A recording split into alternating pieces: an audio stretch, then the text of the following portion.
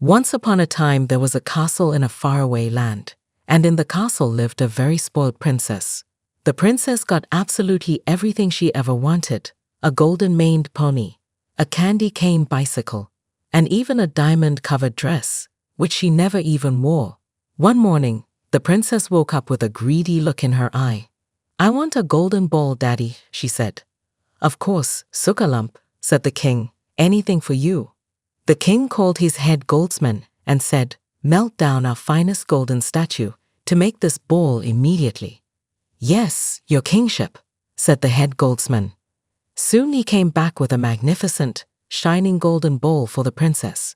The princess snatched the golden bowl and rushed outside to the garden, but she tripped over. The golden bowl flew out of her hands, high up into the air.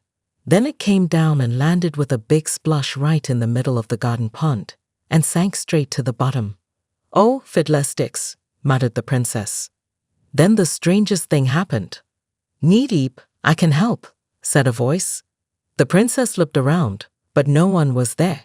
"I said I can help," said the voice again. The princess looked down to see a little green frog smiling and waving up at her. "There's no such thing as a talking frog," she thought to herself. "Knee-deep," said the frog. "Oh, you can talk after all," said the princess. "Yeah, of course I can talk. Now, do you want your ball back or not?" "Oh yes, I do," said the princess. "Okay then," said the frog, "but there's one condition, knee-deep." "And what's that?" replied the princess. "If I get your ball, you must promise to give me a kiss in return," said the frog. "Kiss a frog?" snorted the princess. "Ew, that is disgusting. You're all green and slimy and yucky and horrible. Never in a million years would I kiss you. No way." "Suit yourself," replied the frog, knee-deep, and he hopped back onto his lily pad in the middle of the pond. The princess spent the next half an hour splashing, wading and scooping for the ball, without any luck. "You sure you don't need my help?" said the frog. "Oh, all right then," grunted the princess. "My golden ball in exchange for one yucky froggy kiss." "Knee-deep," said the frog. He plopped into the water and quickly came back with the ball. "And now for my kiss," said the frog.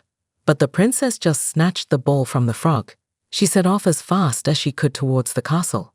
The princess has grabbed the ball from the frog and runs. But there was something the princess didn't know.